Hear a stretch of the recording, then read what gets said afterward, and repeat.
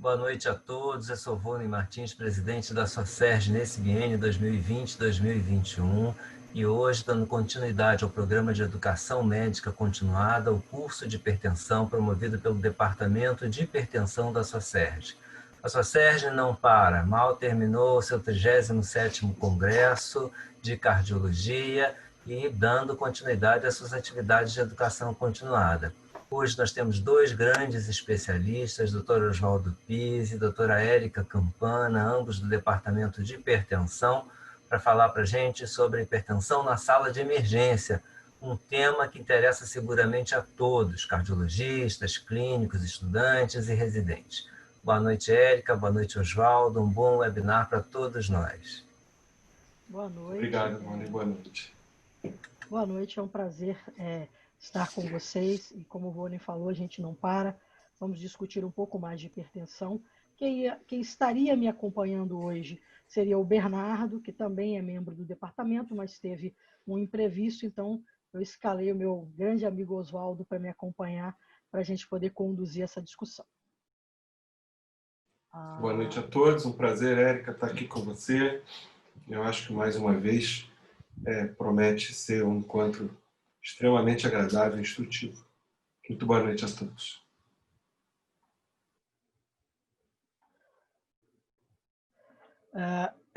Eu preciso que alguém me libere para compartilhar a tela.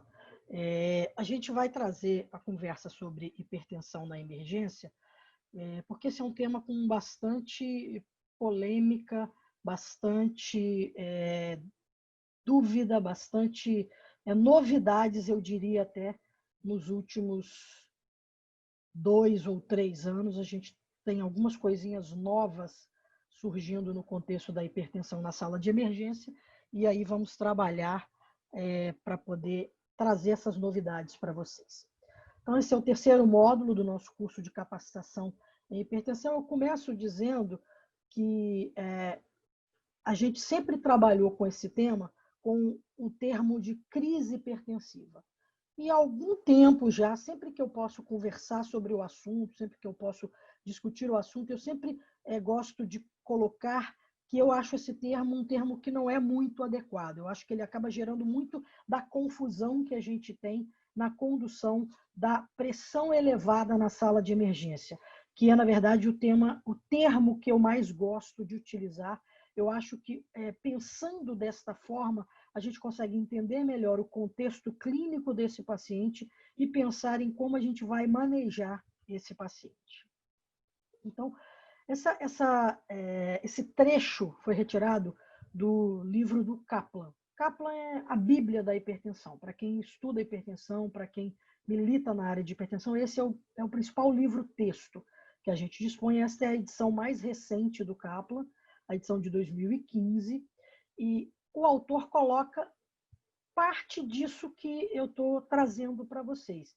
Ele coloca no texto que deletou o termo crise hipertensiva do conceito de emergência hipertensiva e definiu como, sim, emergência hipertensiva condições em que haveria elevação da pressão sanguínea acompanhada por lesão de órgão-alvo e que exigisse uma redução imediata da pressão arterial. E a gente vai trabalhar um pouquinho nisso, nesse conceito. Vamos ver que os posicionamentos e as diretrizes mais recentes da hipertensão também estão caminhando para esse entendimento de terminologia, e a gente vai ver que isso não é só a questão semântica de como eu chamo o problema, mas ela vai interferir na maneira como eu entendo o problema e como eu conduzo o paciente. Observem aqui, esse é um trecho retirado do posicionamento luso-brasileiro de emergências hipertensivas, que foi publicado esse ano pelo Departamento de Hipertensão da Sociedade Brasileira de Cardiologia. E olha aqui o que está na definição: elevação aguda da pressão arterial, geralmente com níveis superiores a 180 por 120, que podem ou não resultar em lesão de órgão-alvo. E aí ele coloca, na parte bem final desse contexto de definição, um trecho que eu destaquei aqui, que eu acho que é muito importante e que eu acho que faz muita diferença na forma como a gente entende esse paciente. atualmente existe uma ampla discussão sobre a real existência do diagnóstico urgência hipertensiva. Muitos preconizam que esta classificação seja abandonada, esse termo urgência hipertensiva, e que o mais importante é observarmos sinais e sintomas de disfunção de órgão-alvo, acompanhando a elevação da pressão arterial. E, portanto, que esse termo urgência hipertensiva deveria ser abandonado em função de um termo de elevação da pressão arterial sem lesão de órgão-alvo em evolução. E aí, então, nós teríamos dois conceitos: elevação da pressão arterial com lesão aguda de órgão-alvo, que é a situação de emergência, ou a elevação aguda de pressão sem lesão de órgão-alvo. Eu, particularmente, concordo com isso aqui. E gostaria muito que este posicionamento, que foi publicado agora em 2020, tivesse sido ousado e também assumisse isso. Eu gostaria, mas eles acabaram não assumindo.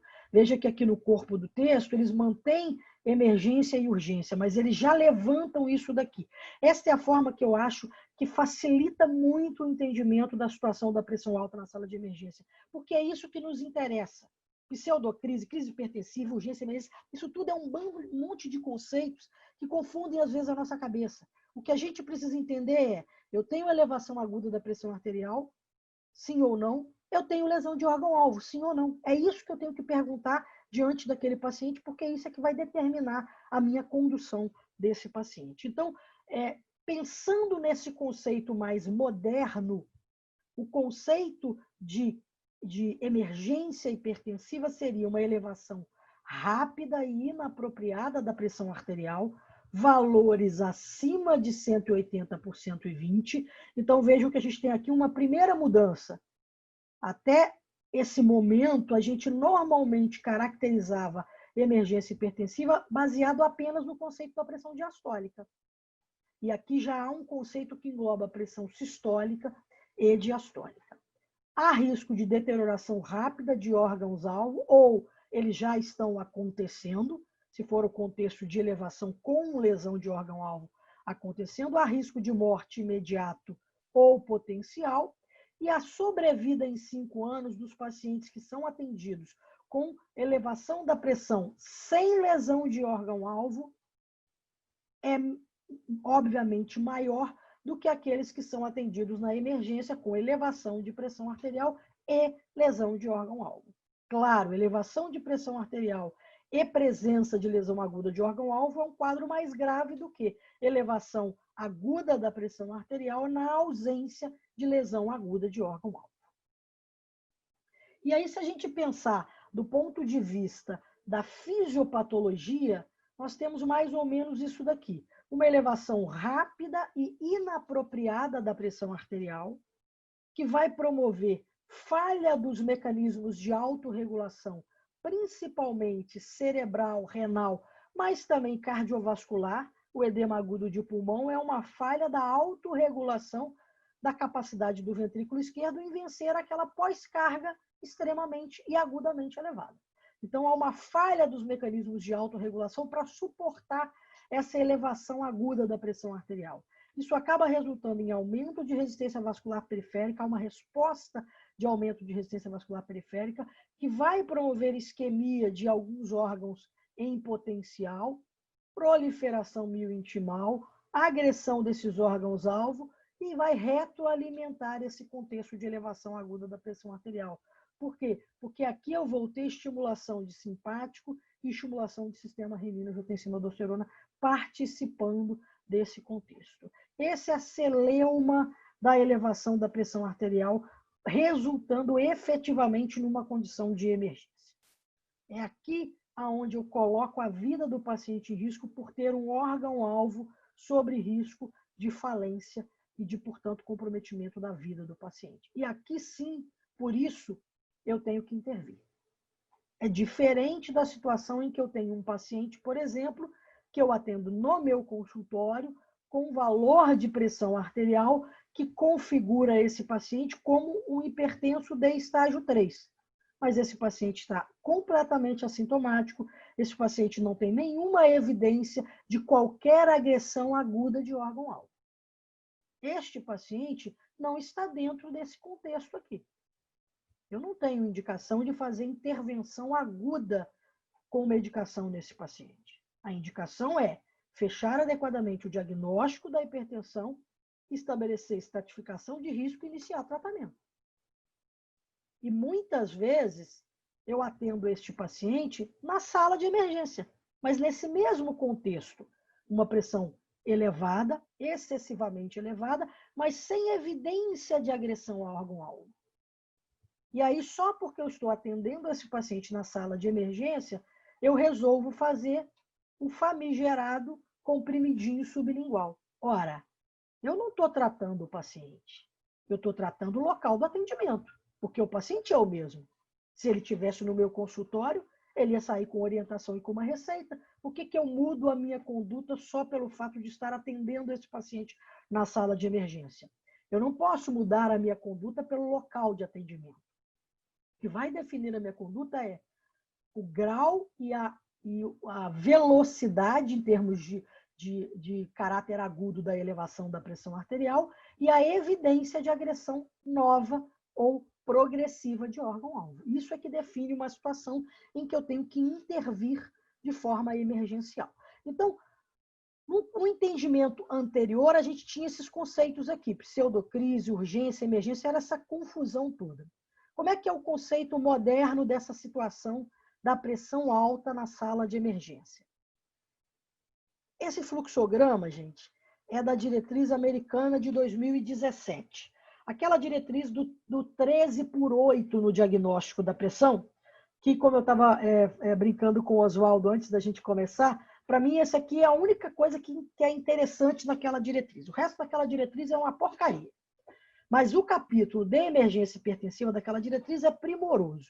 Para mim, esse é o melhor fluxograma de emergência hipertensiva que a gente poderia ter. Eu, se fosse vocês, printaria a tela, deixa na tela do telefone. Quem for gestor de emergência, traduz aí para o português e bota lá na sala de emergência para ser a conduta do seu hospital, porque é o fluxograma mais simples, mais limpo, mais direto. A pergunta inicial é: qual o valor de pressão arterial?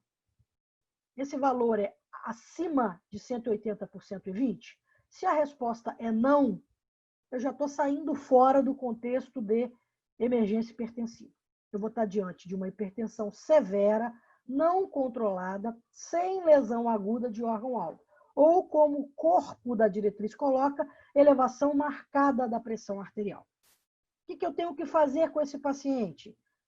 Ou reintroduzir a medicação habitual desse paciente, porque com frequência esse paciente vai chegar e dizer para você que esqueceu de tomar o remédio, que parou por algum motivo, ou se efetivamente ele diz, não, eu tomei o medicamento, mas eu estou vendo que tem valores de pressão que colocam esse paciente ali no estágio 3, eu posso fazer uma intensificação deste medicamento que ele usa por via oral, aumentando a dose ou fazendo uma medicação adicional. Mas eu não vou fazer nenhum tipo de abordagem de colocar remédio embaixo da língua, de ter que colocar esse paciente em 12/8 para mandar para casa. Isso não existe, porque eu não estou diante de nenhuma situação de emergência. Eu estou diante de um paciente, provavelmente, que é um hipertenso que não está controlado. Ou ele não está fazendo tratamento ainda, e está sendo o momento do diagnóstico da hipertensão, ou eu vou instituir tratamento. Ou ele é um paciente que não está com controle adequado, ou por falha de aderência, ou porque, por exemplo, é na segunda-feira e no domingo teve um churrasco e ele abusou do sal. Ou ele tem algum elemento como dor, como crise vertiginosa, que está por trás de um descontrole da pressão arterial. Ou ele reporta que tinha dor e fez uso de anti-inflamatório. Então, é preciso, neste contexto aqui, que eu tenha um pouco de tranquilidade para conversar com o paciente, entender o que está acontecendo e intervir no motivo do não controle da sua pressão arterial. Eu vou oferecer muito melhor atendimento ao paciente se eu conseguir convencê-lo de que ele tem que ter um controle adequado da sua pressão do que simplesmente fazer um captopril embaixo da língua. porque provavelmente esse paciente é um paciente hipertenso que não está bem controlado. Ou o esquema terapêutico não está adequado, ou ele vai ter que revisar isso, então ele vai ser tratado ambulatorialmente. Se eu ficar muito desconfortável em mandar para casa um paciente, por exemplo, com 17/10, poxa, Érica, cara, vou ir na emergência do hospital, vou mandar ele para casa com 17/10, eu não me sinto confortável com isso. Então, eu vou verificar que medicamento ele usa, se ele já usou o medicamento na data de hoje, se eu posso fazer uma dose extra do medicamento ou associar um segundo medicamento, porque eu volto a dizer, gente, se esse paciente estivesse no seu consultório, o que você faria seria fazer ajuste na terapêutica desse paciente. Por que você vai tratar de forma diferente só pelo fato dele estar na sala de emergência? Você não está tratando o paciente, então, você está tratando de novo o local do atendimento. E é isso que a gente não pode fazer. A gente tem que entender quem é o paciente, que contexto clínico a gente tem ali. Se, por outro lado, eu tenho valores de pressão acima de 180/120, aí sim, eu estou diante de uma situação de risco, que eu vou ter que ter atenção. Aí a segunda pergunta que me impõe é, eu tenho lesão de órgão-alvo nova, progressiva ou piorada? Se isso não está acontecendo, eu estou diante daquele contexto que a gente falou, elevação severa da pressão arterial sem lesão de órgão-alvo. Aqui eu estou autorizado e devo fazer medicação antihipertensiva por via oral. Pode ou não haver necessidade de internação desse paciente na dependência de como essa pressão se comporta. Em geral, essa internação será fora de ambiente de terapia intensiva. Qual é o objetivo nesse contexto aqui da elevação severa da pressão sem lesão de órgão-alvo? É reduzir a pressão arterial média em torno de 25% na primeira hora. Pô, 25% da pressão arterial média, Érica, tem que fazer aquele monte de contas. Então, olha o macete aqui. Trazer a pressão para 160/100, 110. Vou chegar entre a segunda e sexta hora, mais ou menos, com isso. E aí, depois, vou normalizar em 24 a 48 horas. Então, Posso eu não vou pegar... Oi? Uma rápida pode interrompida. Sim. A doutora Érica está trazendo uma pergunta. Quer dizer, a intenção já é começar a discutir essas questões, não tem ou a problema, gente não. já... Então, vamos lá. Então, Podemos, não tem problema, não. doutora Daniela Monteiro está trazendo a pergunta do uso do captopril sublingual. Ou seja, ainda se usa o captopril sublingual, doutora Érica? Bom, veja bem. Primeiro que o captopril sublingual ele não tem valor nenhum. Tá? Ele não vai ser absorvido mais rapidamente por ser sublingual ou por ser ingerido por via oral, tá, gente? Isso é um primeiro conceito. Porque, na verdade, eu não sei de onde surgiu esse conceito do captopril, especificamente do sublingual, porque o captopril é uma droga pronta, ela não é prodroga, como é, por exemplo, o enalapril, o lisinopril, os outros IECAs. Então, ele vai ser absorvido imediatamente, não tem passagem hepática. Por isso, ele é usado nas situações de emergência, porque ele tem uma disponibilidade, uma biodisponibilidade muito mais rápida e vai exercer a ação muito mais rápida. Em cerca de 40 minutos, ele já está exercendo a ação. É uma droga que pode ser utilizada neste contexto aqui, de elevação severa da pressão sem lesão de órgão-alvo? Sim, mas não precisa ser sublingual. Assim como pode ser usado a clonidina, assim como pode ser utilizado a furosemida, e aí vai ser no seu formato injetável, todas são drogas que podem ser utilizadas no contexto da elevação severa da pressão arterial sem lesão aguda de órgão-alvo. Nós não temos evidências de literatura de manejo dessa situação aqui. Não tem estudo clínico. Pode colocar no PubMed, no Google Acadêmico, e vocês vão ver que não tem estudo clínico. Um grupo usou uma droga, outro grupo usou outra droga, e o que aconteceu? Então, o que a gente faz de utilização é muito mais empírico. A evidência de elevação da pressão arterial sem lesão aguda de órgão-alvo é uma evidência que seria 2B. Então, a gente colocasse em termos de evidência de literatura.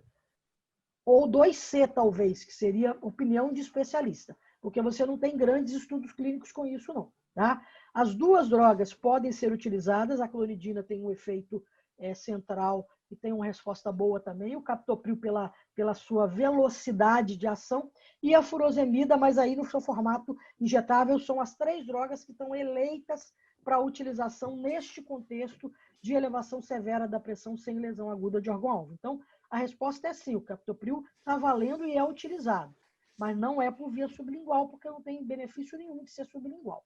O que caiu, e esse é classe 3, é a nifedipina. Tá? A nifedipina de ação rápida, porque a nifedipina retarde, ela não vai ter aplicação na emergência.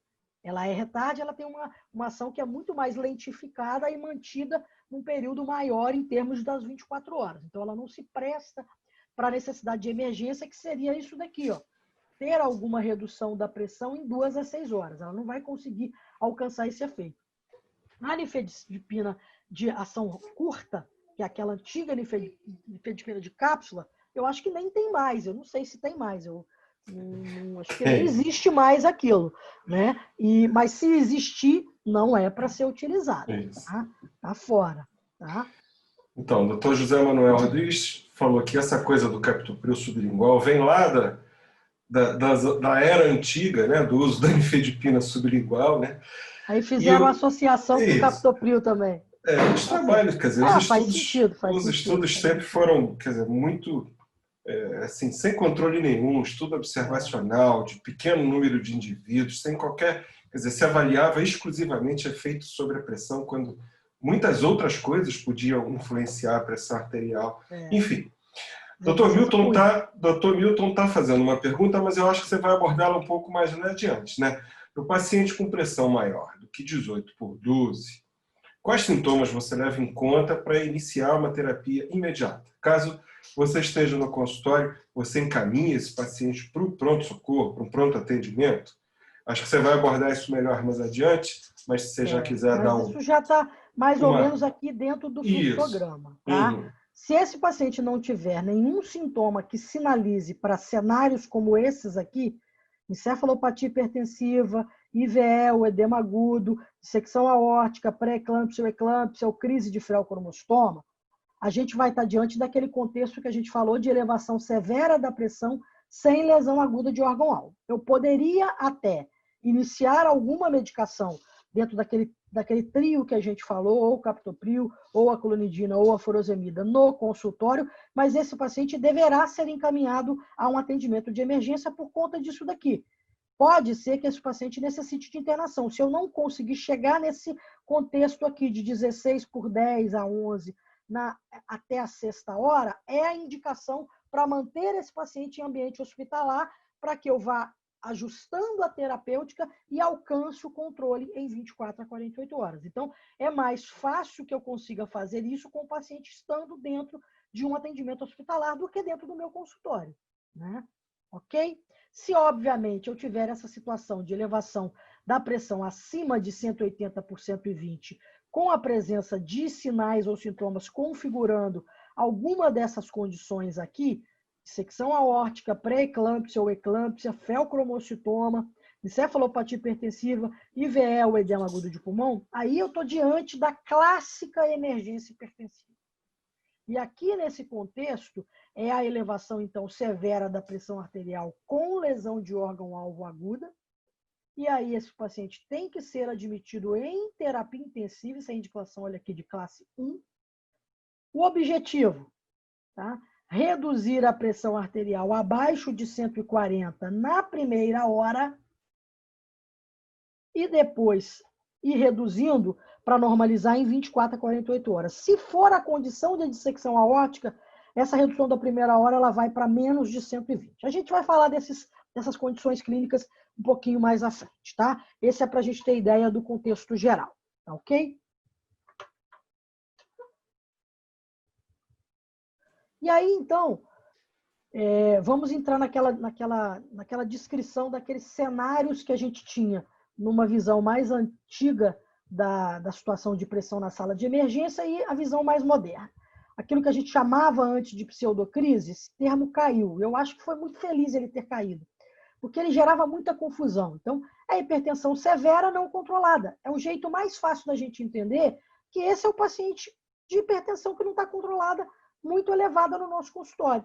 A pressão está abaixo de 180 por 120, pode estar associada a dor, ansiedade, efeito avental branco, um paciente que não tinha o diagnóstico de hipertensão, um paciente que descuidou do uso do seu medicamento, um paciente que usou algum medicamento que foi capaz de elevar a pressão arterial, um paciente que está com a estratégia terapêutica que não está trazendo o controle adequado, e eu vou ter que pensar naquele contexto de hipertensão resistente ou não. Mas, essencialmente, eu não tenho lesão de órgão-alvo aguda, nenhuma evidência de lesão de órgão-alvo aguda, e a pressão vai ter que ser reavaliada à medida que eu vou resolvendo a situação. Neste contexto aqui de uma hipertensão severa não controlada, se eu tiver uma sistólica no 180 com a diastólica entre 110 e 115, que seria classicamente o hipertenso de estágio 3, eu posso considerar o uso de antihipertensivo por via oral. E às vezes a gente faz isso. O paciente que a gente recebe no consultório, que chega sem o diagnóstico de hipertensão, a gente avalia, ele tem esse contexto aqui, eu vou liberar esse paciente com uma receita, mas eu já faço alguma coisa ali antes dele ir para casa. Eu só começo a tomar esse remedinho aqui, já toma aqui e vai para casa e continua tomando o medicamento. Então, eu posso fazer isso. Mas se ele estiver no contexto da sala de emergência, não é necessário, nem é estimulado que você faça o antihipertensivo na sala de emergência. Por quê? Porque esse paciente é um paciente hipertenso que não está controlado. Ele se beneficia muito mais de ser encaminhado para começar ou para ajustar o seu tratamento. Tá? Quando a gente fala não iniciar tratamento na sala de emergência, gente, é não ter aquele conceito que a gente vê muitas vezes do SOS da pressão. Nem viu o paciente, manda fazer o medicamento, fica sentado meia hora lá na recepção, depois que fizer xixi uma vez, volta aqui para medir pressão que eu te libero. Não tem indicação para fazer isso. Tá? Esse paciente precisa ser adequadamente orientado sobre a sua doença, iniciar o seu tratamento ou rever a sua estratégia de tratamento, que com certeza não está funcionando. Tá? Redução rápida da pressão na sala de emergência não está recomendada, é classe 3, não deve ser feita, está associada à ocorrência de quadros de isquemia cerebral, tá? Porque a gente vai falar de autorregulação cerebral um pouquinho mais para frente. E caso se opte por fazer antihipertensivo no paciente que está assintomático, não deve reduzir gradualmente a pressão. Aquilo que a gente falou, coloca em 160 por 100 ali em torno da segunda hora até a sexta hora e vai normalizar em 24, 48 horas. Não na emergência. Esse cara não vai para casa com a pressão. Então, resumo da ópera para hipertensão severa não controlada. É isso daqui, ó. Não há respaldo para uso de antihipertensivo na sala de emergência. No máximo, fazer o medicamento de uso regular do paciente e orientar para controle ambulatorial. Se eu for usar alguma coisa, aquilo ali, ó, alcançar esses valores aqui, entre 150 a 160, 100 a 110, até a sexta hora. Mais esse paciente. Aqui, Érica. Doutora Daniela Monteiro, levantando a questão do uso do benzodiazepínico nesse momento de emergência. Se você tiver claramente evidências de que há um contexto de síndrome de ansiedade, ele pode ser utilizado. É exatamente esse o contexto que a gente tem que pensar na hipertensão severa não controlada. O que pode estar por trás desta elevação da pressão arterial? Se ele tem dor, eu vou fazer analgésico. Se ele tem um quadro de ansiedade, eu posso lançar mão dos benzodiazepínicos. Mas, de novo, não é para isso ser uma receita de bolo. Todo mundo vai fazer benzodiazepínico. Se esse paciente não tiver um contexto de ansiedade por trás dessa elevação de pressão arterial, esse medicamento não vai trazer vantagens nenhuma. Tá? Então, de novo, é pensar no paciente e não no número da pressão. O número da pressão é um elemento a mais, mas eu tenho que pensar no contexto todo do paciente. E aí lançar a mão da terapêutica que for necessária para corrigir um eventual fator desencadeante dessa elevação da pressão arterial. Aquele termo urgência hipertensiva ainda é utilizado, mas eu, Érica, não gosto, achei ótimo quando ele pôde ser questionado. Prefiro elevação grave da pressão arterial sem lesão de órgão-alvo. Eu acho que a gente consegue entender muito melhor o que está acontecendo. O que é isso? Pressão acima de 180 por 120, ausência de lesão aguda, nova ou agravada de órgão-alvo. Aqui, nesse contexto, há indicação para uso de antihipertensivo na sala de emergência, pode haver necessidade de internação hospitalar, a medicação habitualmente é oral, mas pode ser que eu chegue à conclusão de que ele vai precisar de medicação parenteral. Observem que é o mais habitual. E continua sendo o mesmo contexto, reduzir 30% da PAM na primeira hora, alcançar entre 160 e 100, 110 na sexta hora e normalizar, gente, em 24 a 48 horas. Então, não tem mais aquele contexto de deixar em 12 por 8 para mandar o paciente para casa. Você não vai fazer isso. Se eu conseguir isso daqui e o paciente está assintomático, eu posso mandar o paciente para casa para que ele chegue no seu controle em 24 a 48 horas. Se eu não alcanço isso daqui ao final de 6 horas, provavelmente eu vou ter que considerar a internação hospitalar desse paciente, porque talvez eu vá precisar lançar mão de medicação injetável para melhorar esse controle da pressão arterial. Tá? E aí, finalmente, a condição de emergência hipertensiva ou lesão de órgão, ou elevação da pressão com lesão de órgão-alvo, ou, como eu gosto muito do termo também, emergência médica acompanhada de pressão elevada. Por quê? Porque eu tenho que entender que eu tenho um contexto clínico acontecendo e eu tenho uma pressão arterial elevada que está contribuindo para esse contexto clínico. De novo, o meu tratamento não vai ser só reduzir a pressão. Dependendo do tipo de condição clínica desse paciente, vai demandar outras intervenções terapêuticas que eu preciso saber atuar. E se eu consigo enxergar o contexto inteiro, é muito mais fácil. Então, olha aqui, elevação grave da pressão, de novo, maior do que 180 por 120, associado à evidência de lesão de órgão-alvo nova ou aguda. Uma mortalidade de 1 ano, que é bastante elevada se esse paciente não é tratado. Mediana de sobrevida não é muito alta, isso para contexto de ausência de tratamento, tá, gente? Hoje em dia a gente tem pouco disso, né?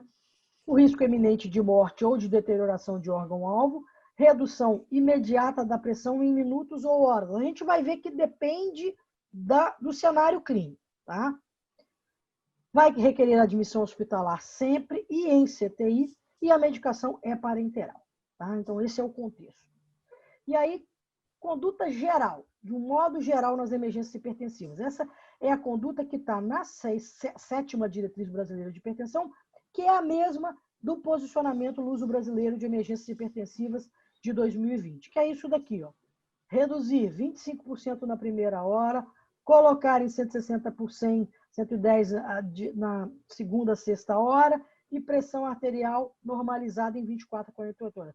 Veja como aquela diretriz da American Heart, que eu falei com vocês, de 2017, que eu acho a melhor, ela é muito mais incisiva. Ela coloca reduzir para baixo de 140 na primeira hora, não tem conversa. E se for de secção, para baixo de 120. É muito mais fácil, muito mais direto do que toda essa celeuma aqui. Se você tem um fluxograma de atendimento da emergência, que você tem muitos médicos diferentes, de tempos de formados diferentes, se você tem um fluxograma que é mais direto, você consegue uniformizar a conduta de forma muito mais adequada. Por isso eu disse que aquela diretriz, para mim, é o melhor fluxograma de emergência hipertensiva é o daquela diretriz, porque ele é limpo, ele é fácil, ele não tem confusão. E aí, ainda dentro do contexto do posicionamento, tá? O que eles colocam? Que eu achei bastante interessante. Isso é bastante interessante estar colocado nesse posicionamento de 2020, porque muitas vezes a gente fica sem saber. Eu vou lançar a mão de exame complementar na sala de emergência, nesse contexto, e aí ele coloca. Então, está reportado em um documento oficial que exames complementares eu devo realizar no sentido de investigar envolvimentos de órgão-alvo. Se eu estou suspeitando de envolvimento do sistema nervoso central, são os exames de imagem que vão principalmente me ajudar. A punção lobar vai ficar reservada para a situação de hemorragia subaracnoide. Se eu suspeito de envolvimento do aparelho cardiovascular, são os exames que me permitem avaliar evidência de lesão aguda do aparelho cardiovascular. Se é uma suspeita de envolvimento do sistema urinário, eu vou utilizar exames complementares que também me permitem avaliar a presença de insuficiência renal aguda. E o posicionamento fala sobre tratamento, mas destaca aqui embaixo, que eu acho que é importante para a gente. No Brasil, que fármacos estão disponíveis para o uso na situação de emergência hipertensiva? Nitroprusiato de sódio, que é o que a gente mais utiliza em geral, nitroglicerina, labetalol, esmolol, metoprolol, hidralazina e enalapril. São esses os que a gente tem no Brasil. Tá? Então, às vezes, a gente vê fentolamina, não tem isso aqui para a gente, então não adianta. Então, a gente tem que ter aqueles que podem estar disponíveis nas emergências onde a gente trabalha, e são esses que estão aqui. A emergência hipertensiva, por essência de definição, é isso daqui. Hipertensão acelerada ou maligna. Essa seria, na verdade, a essência da emergência hipertensiva. Hoje, a gente vê muito pouco disso. Tá? Isso era muito comum antes do advento dos medicamentos antihipertensivos. Tá? Década de 1950, 60, quando a gente estava muito no início do tratamento antihipertensivo, e que a hipertensão era uma doença que matava em 1 ano. Ela tinha uma mortalidade elevadíssima. Tá? Observem que na emergência hipertensiva, essa hipertensão acelerada ou maligna, a gente tem pacientes, em geral, com hipertensão e que fazem elevação da pressão arterial a ponto de fazerem uma PAM superior a 150. Eles fazem alterações vasculares, disfunção endotelial, deposição de plaquetas, proliferação médio-intimal, alterações sistêmicas de estimulação de sistema renina-angiotensina, de sistema nervoso simpático, de hipovolemia, e isso vai retroalimentando o estímulo de dano vascular e consequente isquemia de órgãos-alvo. O principal órgão-alvo envolvido nesse contexto é o rim. Hoje, quando a gente tem uma situação como essa, a gente tem que pensar no contexto da hipertensão renovascular. Ela é a causa mais comum. 20 a 35% dos pacientes com hipertensão acelerada ou maligna são por ter hipertensão renovascular que não foi reconhecida. O prognóstico sem tratamento, em 1 ano, a sobrevida é 10 a 20%, ou seja, é altamente morredor. Tá? E se o paciente desenvolve insuficiência renal, o prognóstico piora mais ainda. Como eu falei, isso não é muito comum hoje.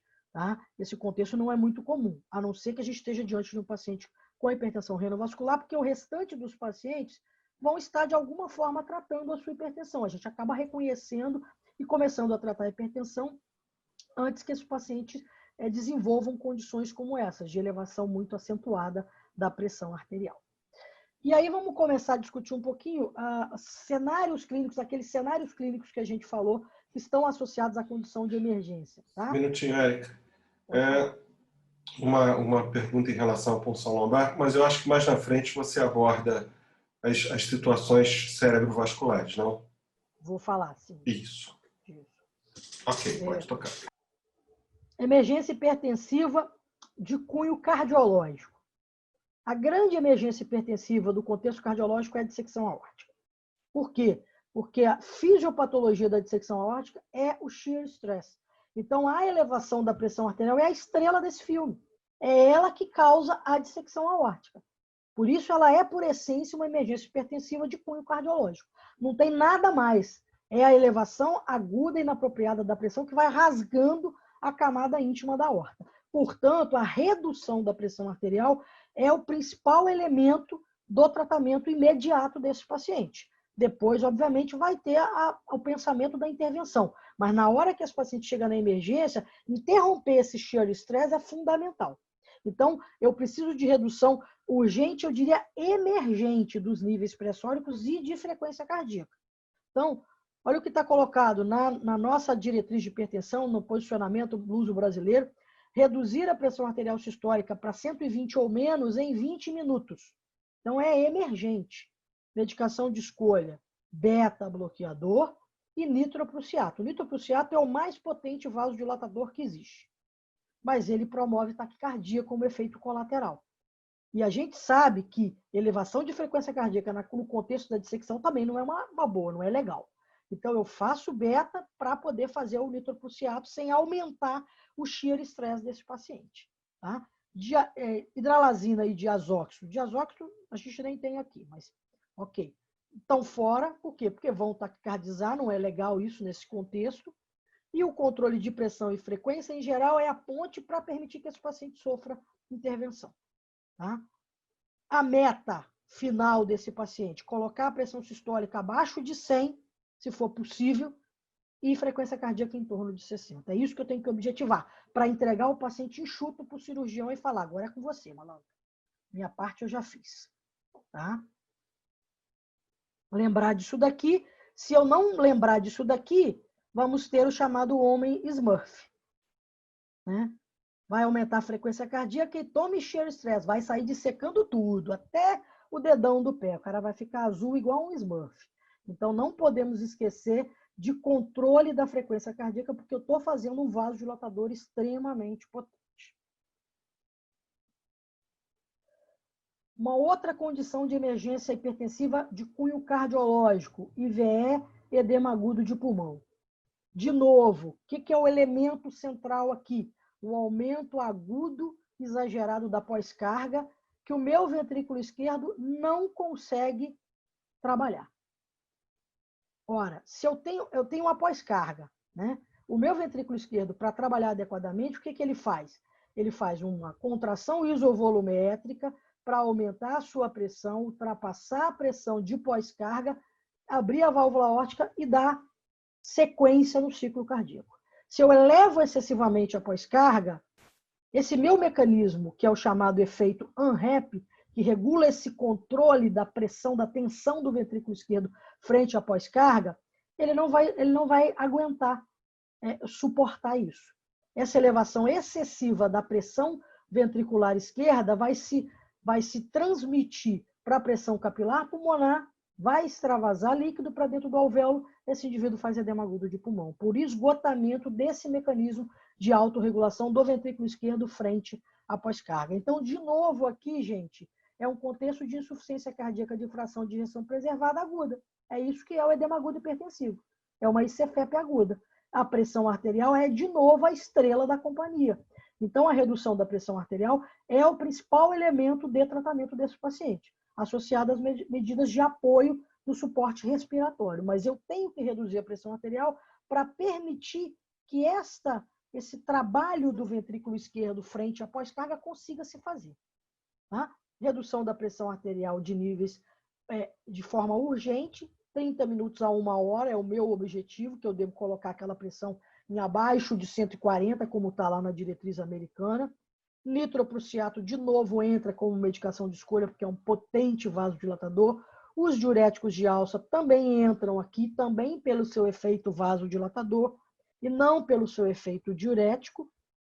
Mais uma vez, hidralazina e diazóxido a gente deve evitar, porque aumenta a frequência cardíaca. Se eu estou tendo um problema na diástole, eu aumentar a frequência cardíaca vai piorar a minha função diastólica, então não é legal.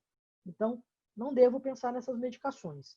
Não devo esquecer da terapia adicional com a VNI, para esses pacientes é importante e faz diferença no contexto do paciente com edema agudo de pulmão. A meta é colocar o paciente naquele contexto, nas 6 horas, entre 150, 160, 90 por 100, para normalizar em 24 a 48 horas. Emergência hipertensiva obstétrica, pré-eclâmpsia ou eclâmpsia, tá? Aqui estão os contextos de conceito, tá? E aqui, gente, a gente tem que, de novo, entender. O problema está na placenta. É o defeito lá da implantação da placenta que vai gerar todo esse contexto de uma resposta hipertensiva. Então, duas coisas são muito importantes aqui, gente. Quando acontece a elevação da pressão arterial na gestante, a pré-eclâmpsia já está acontecendo. O problema na placenta já está lá. Não adianta você reduzir a pressão. Eu vou reduzir a pressão para essa paciente não fazer pré-eclâmpsia. Não, filha, ela já está fazendo. Ela já está fazendo pré-eclâmpsia. Porque a resposta hipertensiva é uma consequência do defeito na implantação da placenta. O problema está aqui na placenta. que gera uma resposta inflamatória, resposta de resistência vascular periférica sistêmica e promove a elevação da pressão arterial e promove proteinúria. O tratamento da elevação da pressão na doença hipertensiva da gravidez tem o objetivo de quê? Evitar que essa grávida faça edema agudo, ou dissecção, ou AVC. Porque se ela fizer, ela está em risco iminente de morte. E se a gestante morrer, o bebê vai morrer também. Tá? Então, não adianta pensar que eu vou tratar a pressão para evitar a pré-eclâmpsia. A pré-eclâmpsia já aconteceu, filho. Não é por aí. Tá? Então, aí você vai tratar a hipertensão para evitar uma emergência hipertensiva que coloque em risco a vida da mãe. E por isso que o tratamento inicial, quando eu estou fora dessa situação de emergência, se não for uma elevação de pressão arterial de estágio 2, 3, é com mudança de estilo de vida. Você só vai entrar com medicação quando a pressão está acima de 160%. Isso é o que está na diretriz, mas não é o contexto da nossa conversa aqui. Tá? Na situação de emergência, aí a medicação de escolha é a hidralazina. Outras drogas que podem ser utilizadas. O pindolol podia, mas ele saiu do mercado. Tá? Verapamil pode ser utilizado. A nifedipina está colocada na nossa diretriz, está colocada no livro do Kaplan, no livro do Braunwald, em todos os livros textos. O pessoal de São Paulo, se tiver pessoal de São Paulo assistindo aqui, o CREMESP tem uma portaria que considera o uso da nifedipina em qualquer situação de emergência como má prática. Então, não deve ser utilizado porque pode ter aí um processo ético aí envolvendo. Mas em todos os livros textos, a nifedipina está colocada como uma droga que pode ser utilizada na emergência hipertensiva obstétrica. Tá? Na presença de crise convulsiva, temos que lembrar do sulfato de magnésio, e naquelas pacientes também com elevação muito importante da pressão arterial de forma preventiva, ele vai entrar. E lembrar da contraindicação absoluta para IECA, BRA e espironolactona na gestante. Uma outra coisa que é muito importante também, gente, é lembrar disso daqui. Ó, a pré-eclâmpsia e a eclâmpsia podem ocorrer no puerpério. E às vezes a gente vê isso. A gestante foi bem, tudo bem, durante a gestação inteira, e aí na hora do parto ela começa a fazer elevação de pressão arterial e segue com elevação de pressão arterial, ou faz após o parto. Tá? E isso pode ocorrer até 4 semanas após o parto. Ela pode fazer todo o contexto. Por quê, gente?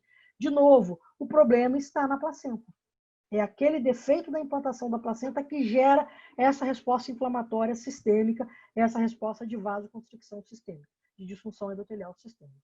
Por isso que a gente tem que lembrar que o tratamento da hipertensão nesse contexto é para evitar que essa paciente faça uma emergência hipertensiva e não para evitar a pré-eclâmpsia. A pré-eclâmpsia já aconteceu.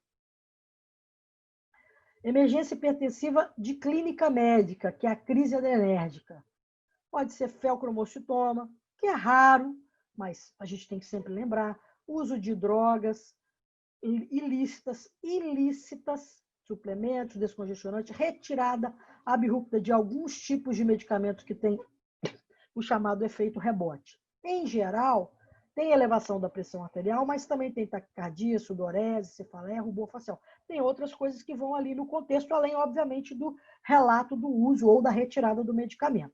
É fundamental corrigir o fator desencadeante. Medicamentos, micardipina, fenaldopan, verapamil, fentolamina. Não tem nenhum desses, né? Se a gente for olhar lá o que está no posicionamento dos medicamentos disponíveis no Brasil, só o verapamil que a gente tem. Né? E a gente vai acabar usando o nitroprussiato, que é o que a gente utiliza na maior parte das situações de emergência. Os benzodiazepínicos aqui, muitas vezes, quem perguntou aí deles, têm que ser utilizados. É importante só termos cuidado, porque esse paciente pode fazer depressão respiratória, então você precisa estar preparado para a necessidade de ter que intubar esse paciente. Na situação do felcromocitoma, da crise de felcromocitoma, é importante fazer o beta e o alfa bloqueio. Isso também vai acontecer no cenário do cocainômano, em que a gente deve evitar o uso do beta bloqueador. Porque se a gente bloqueia os receptores beta, a gente vai deixar os receptores alfa disponíveis para a ação descarga adrenérgica. E no feocromocitoma, obviamente, isso tem um efeito muito mais maximizado pela liberação de catecolaminas que esses pacientes têm. Por isso, você tem que garantir um beta e um alfa bloqueio nesses pacientes. Emergência cardiológica, síndrome coronariana, com supra ou sem supra. Tá? O que está no posicionamento? Tá? Além do tratamento habitual, padrão, que a gente não vai discutir, não é esse o objetivo aqui. Tá? Droga de primeira linha é a nitroglicerina. Aqui a nitroglicerina ganha do nitroprussiato. Alternativas são os beta-bloqueadores de hidropiridínicos, eles são bons antianginosos, mas a gente tem que lembrar que eles podem induzir taquicardia, que também a gente tem que lembrar que não é legal nesses pacientes, e aí o beta-bloqueador vai entrar como um apoio. Tá? Se a gente tiver disponível a intervenção percutânea, ela é preferível à trombólise pelo risco de sangramento cerebral, e beta-bloqueador que vai ser utilizado nesse contexto, labetalol ou esmolol. Mas está lá colocado no texto do posicionamento. A gente vai reduzir essa pressão até quando? Cri, cri, cri, cri, cri, cri, cri. Isso não está definido em literatura. Tá? Então, a gente vai trabalhar com, provavelmente, aquele contexto que a gente trabalha no contexto geral das síndromes hipertensivas. Reduzir 30% na primeira hora e normalizar em 24 a 48 horas. E aí vamos chegar no final, falando um pouquinho de fluxo sanguíneo cerebral, de autorregulação, para a gente entender os contextos de envolvimento cerebrovascular. O fluxo sanguíneo cerebral, ele trabalha numa faixa de controle que permite a manutenção de uma adequada irrigação do cérebro, de fornecimento de fluxo de sangue para o cérebro. Se eu ultrapasso o limite inferior desse mecanismo de autorregulação, eu vou reduzir excessivamente a pressão arterial, eu vou acabar gerando redução do fluxo sanguíneo cerebral e propiciando isquemia. Por outro lado, se eu ultrapasso o limite superior do fluxo de autorregulação cerebral, eu vou promover um hiperfluxo. A resposta de hiperfluxo é inicialmente vasoconstricção, e eu vou fazendo vasoconstricção cerebral até que eu não consigo mais fazer vasoconstricção e eu faço o quê? Eu faço isso aqui, ó. Eu faço uma vasodilatação absurda e esse indivíduo, então, faz edema cerebral por transudação de excesso de líquido. Tá? Então, a gente tem uma faixa normal de trabalho nos indivíduos normotensos. À medida que eu começo a desenvolver hipertensão e aumentar a minha pressão arterial, eu desloco essa curva para a direita, fazendo com que eu tolere mais níveis elevados de pressão arterial antes de atingir condições de promover edema cerebral. Por outro lado, eu, quando estou hipertenso, que não estou bem controlado e que desloquei a minha curva para a direita, vou tolerar menos reduções da pressão arterial, porque o meu limite inferior sobe. E é por isso que eu não devo tratar inadvertidamente qualquer pressão elevada na sala de emergência.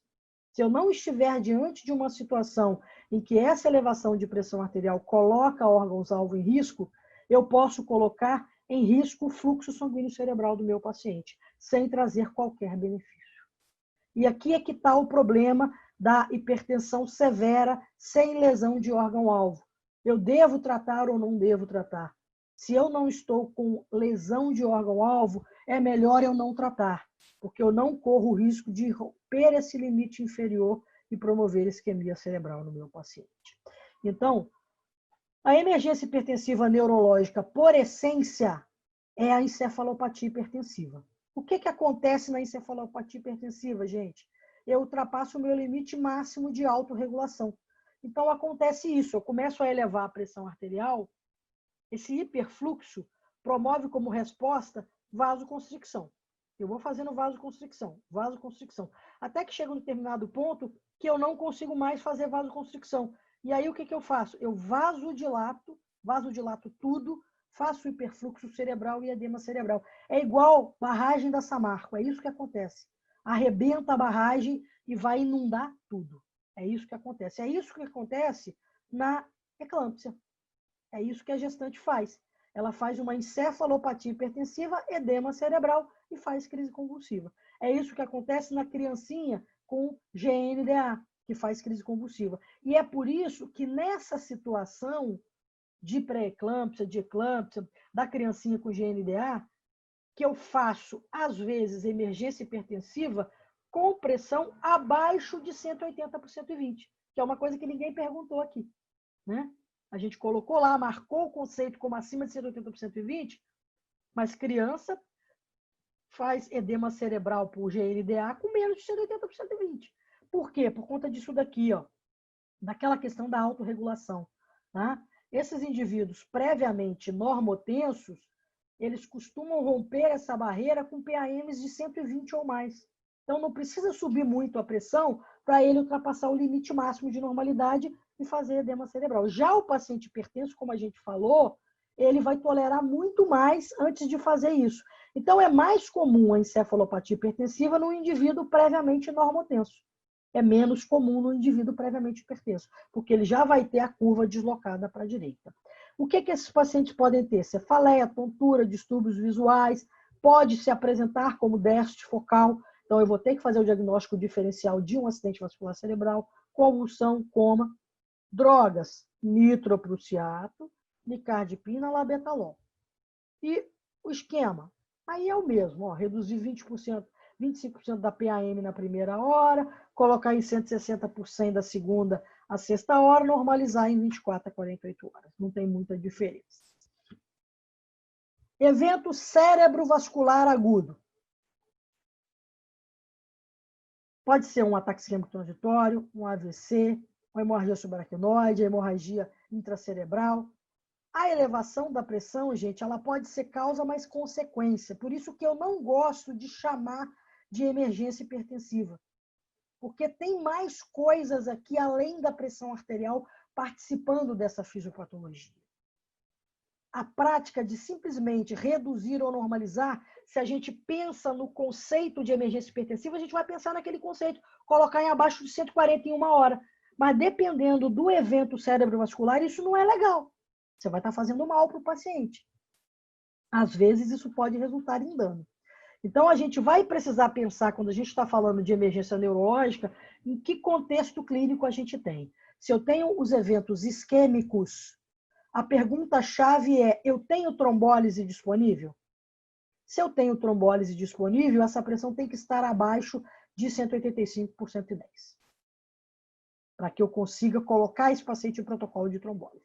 E aí, se for preciso, eu reduzo a PAM, colocando a pressão abaixo de 180, entre 100 e 110, em até 4 horas, de preferência menos do que isso, que eu tenho 4 horas para fazer o trombolítico. Que drogas eu posso utilizar para isso? Metoprolol, labetalol, nicardipina. O nitroprusiato é considerado segunda linha. Só quando você tem diastólicas acima de 140. E é muito importante monitorar a pressão durante a trombólise. Nas 2 horas iniciais, de 15 em 15 minutos, e eu vou ajustando medicação, se for preciso, para manter esse controle da pressão.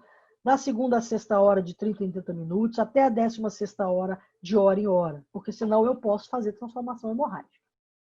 Se eu não tenho possibilidade de trombólise, aí eu só vou reduzir a pressão se ela for acima de 220 por 120. E mesmo assim, olha aqui, gente, vou reduzir 10% da PAM na primeira hora. É pouquinha coisa. Por quê? Porque quando o paciente está na emergência de um evento isquêmico, a elevação da pressão arterial, em geral, é consequência. Há um aumento da pressão arterial para perfundir as zonas de penumbra em torno da área isquêmica. E se eu reduzir a pressão arterial, eu vou aumentar a minha área isquêmica e vou aumentar a sequela do meu paciente. As emergências hipertensivas neurológicas hemorrágicas. Aí, gente, houve algumas mudanças, tá? Havia um contexto inicial de uma maior recomendação de agressividade na redução da pressão arterial. Se vocês olharem a sexta diretriz brasileira de hipertensão, havia a colocação de alguns estudos, como o SHAPE, que mostravam algum benefício na redução aguda da pressão abaixo de 140, mas esses estudos foram revistos e parece que as coisas não estão bem assim como inicialmente parecia. Voltou a ficar muito confuso o entendimento de como manusear a redução de pressão arterial neste grupo de pacientes. E aí, o que a gente tem? Se a pressão inicial está acima de 220, há recomendação, sim, de redução da pressão arterial com droga venosa e monitorização contínua. Mas vamos reduzir para quanto? Isso não está descrito em nenhum lugar. Então, é complicado, né? Reduz aí, mas eu vou reduzir até quanto, Érica? Não sei, ninguém sabe. Isso não está escrito em nenhum lugar. Mas a gente vai falar aqui e vocês vão entender um pouquinho o que a gente está falando, que dá algumas pistas de como a gente pode atuar. Se eu tenho uma sistólica entre 150 e 220, vou fazer droga venosa, monitorar a pressão de 5 em 5 minutos, procurar a redução para a pressão a 140, que isso se mostrou seguro e pode ser eficaz em melhorar a função neurológica. Ó, nível de evidência 2A. Não alterou mortalidade de forma significativa, mas diminuiu sequela desses indivíduos. O segredo, e aí eu acho que esse é o segredo, principalmente para esse contexto aqui, em que a gente não tem alvo descrito, é isso aqui, ó, manter a pressão de perfusão entre 60 e 80. Então, esse paciente tem que estar em ambiente de terapia intensiva, com PAM, com PIC, para que a gente tenha na mão a pressão de perfusão cerebral. Se ela está acima de 220, eu vou reduzir e vou monitorando a pressão de perfusão cerebral para ela ficar entre 60 e 80. E aí eu vou reduzindo devagar e continuamente essa pressão arterial, já que eu não tenho um alvo descrito na literatura. As drogas, a betalol, metoprolol, nicardipina, nitroprussiato, continua sendo segunda linha. E no contexto da hemorragia subaracnoide, em que a elevação da pressão é a resposta do vasoespasmo, aí eu devo reduzir, mas eu tenho que ter muito cuidado, porque eu posso promover isquemia, já que essa resposta é uma resposta de retorno para um evento que está acontecendo. E aí a nimodipina, que é a melhor droga, porque ela melhora esse vasoespasmo e vai promover redução da pressão arterial de forma mais segura. E a gente está trazendo aqui, para finalizar, alguns pontos que foram colocados na diretriz de stroke do American Heart de 2018, que eu acho que são importantes nesse contexto de elevação da pressão na sala de emergência. Tá? Nova recomendação, está colocada lá, uma recomendação 1A, está autorizado a correção de hipovolemia e hipotensão, com o objetivo de manutenção de uma pressão de perfusão adequada. Tá? Isso era uma dúvida que se tinha, dependendo do contexto do AVC, se esse paciente tivesse mais hipotenso, se eu poderia fazer algo para corrigir essa hipotensão. Se eu tiver claramente sinais de hipovolemia e de hipotensão, sim, tá? Recomendado que eu posso fazer. Recomendação revisada, recomendação 1B. Reduzir a pressão de forma gradual e cuidadosa em pacientes que serão submetidos à terapia trombolítica. Aquilo que a gente já falou, né? A nossa diretriz está condizente com isso. Recomendação revisada, 2A. Manter a pressão abaixo dos 180 por 110 antes do procedimento de trombólise mecânica. Então, se for fazer trombólise mecânica também, o mesmo contexto de redução da pressão arterial. Após a administração do trombolítico, manter a pressão abaixo de 180 por 105. Também está como recomendação revisada. Nova recomendação, nível de indicação 1. Reduzir em 15% a pressão arterial de entrada na fase aguda do AVC isquêmico, se o paciente for um daqueles azarados, que chegou com uma condição concomitante que precisa de redução da pressão arterial. Então, imagina o cara que chega com AVC e edema agudo. Pelo amor de Deus, né? Esse cara precisa se benzer, mas pelo menos você pode reduzir em 15% a pressão para te ajudar, né? E, graças a Deus, isso não acontece muito, mas pode acontecer. E recomendação revisada como classe 3. Pacientes que não forem submetidos a trombólise clínica ou mecânica, que não têm evidência dessas comorbidades agudas que necessitem de redução da pressão arterial, que a pressão inicial está menor do que 220 por 120, Reduzir a pressão nas primeiras 48 a 72 horas após um evento cerebrovascular agudo está contraindicado, gente. Então, aquilo que a gente falou, AVC agudo. Se eu não vou fazer trombólise, eu só vou mexer se a pressão estiver acima de 220 por 120, mesmo assim reduzindo 10% da PAM. Do contrário, não vou fazer nada. Não é para reduzir. Tá? Para a gente fechar, mensagens para levar para casa. Tá? As perguntas-chave hoje, no contexto da pressão na sala de emergência, são o número da pressão, acima de 120 por 80, tenho lesão de órgão-alvo nova, agravada ou progressiva, e que a redução da pressão deve ser feita de acordo com a emergência médica que acompanha o caso. Eu não vou pensar só nesse número da pressão. Vou pensar no que está acontecendo com o meu paciente. Tá? Acho que nós ficamos no tempo, hein? Vamos tentar... Parar de compartilhar. A gente ainda tem vamos mais... tentar arrumar um pouquinho aí de tempo aí. Tem mais 10 minutinhos, Oswaldo. Então tem algumas questões que eu acho que seria legal. É interessante isso. Aí. Então, uma questão de ordem prática. Arnaldo Corrêa, como é que está o labetalol no Brasil? A disponibilidade de labetalol? Teoricamente, ele está dito como tendo. Alguns hospitais têm, né? Exatamente. Alguns hospitais têm por conta... Agora, assim, você vai ter que saber no seu local de trabalho. Ele não está largamente disponível em todos. Assim, alguns a hospitais. droga em si está disponibilizada para ser comercializada no Brasil, mas nem todos os locais têm, infelizmente. Uma outra questão que eu já tinha sido levantada lá atrás, que eu acho que é interessante a gente falar, é sobre a punção lombar. Peraí que andou. A punção lombar, imagino que tenha sido para diagnóstico de hemorragia subaracnoide. Querendo saber, doutora Ana Carrano, qual o limite superior de PA seguro para isso? É o limite de PA que a gente usa para segurança, professor Érica?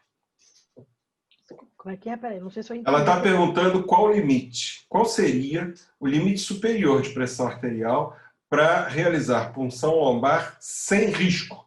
Você vai trabalhar com o mesmo limite, no limite semelhante que você trabalha no contexto da trombólise. De risco, quer dizer, sem risco é difícil, né? Quer dizer, o Exatamente. mais importante aí não parece ser o nível de pressão arterial, mas é a presença de hipertensão intracraniana, né? A hipertensão intracraniana limita muito o procedimento para diagnóstico. Talvez ele não seja utilizado no contexto, né, da emergência ou da urgência da emergência hipertensiva, né? Os exames de imagem podem ajudar no diagnóstico. Ele vai acabar entrando já naquele paciente que já está dentro do ambiente de terapia intensiva e que você precisa refinar o esclarecimento, né? É aí que ele vai acabar entrando.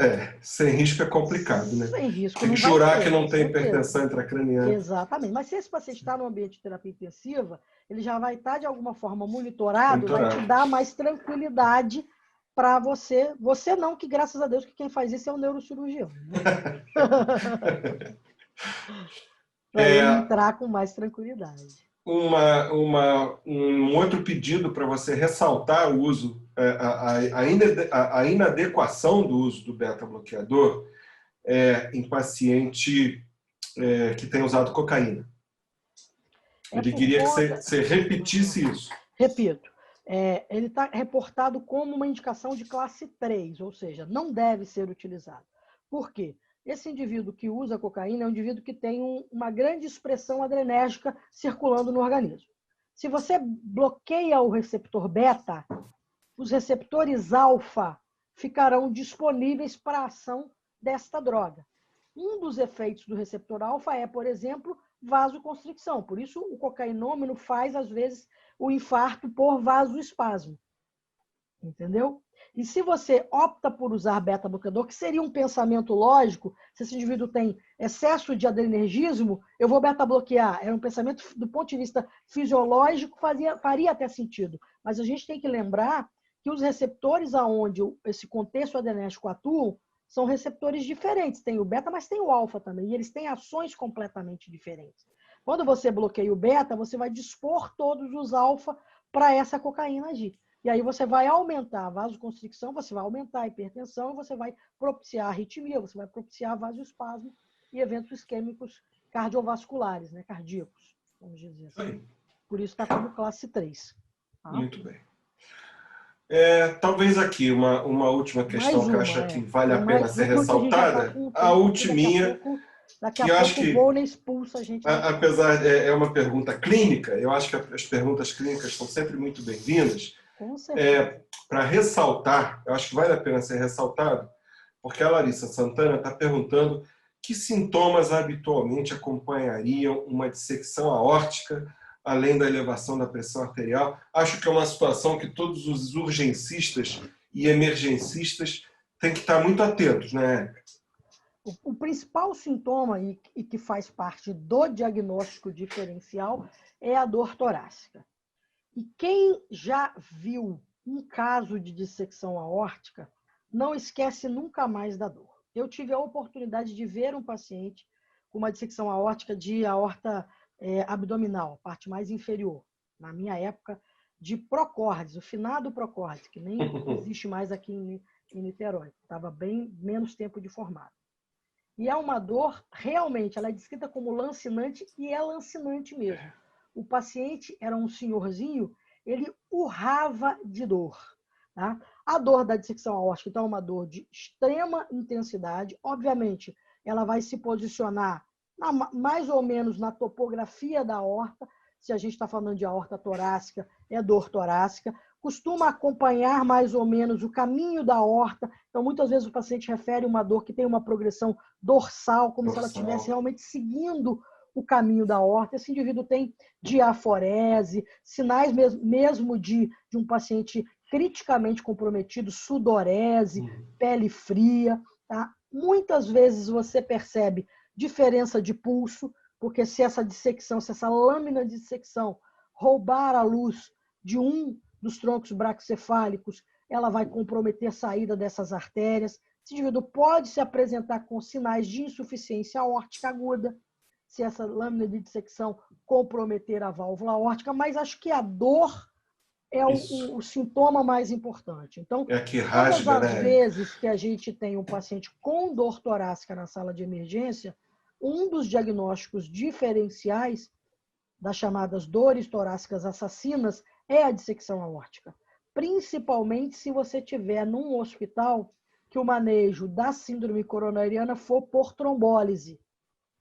É fundamental que você garanta que esse paciente não está fazendo dissecção aórtica. Porque se você fizer trombolítico nesse paciente, aí vai complicar para o teu lado. A maioria das urgências tem lá o protocolo para as síndromes aórticas agudas, né? Que é um protocolo que se segue da mesma forma que se segue o protocolo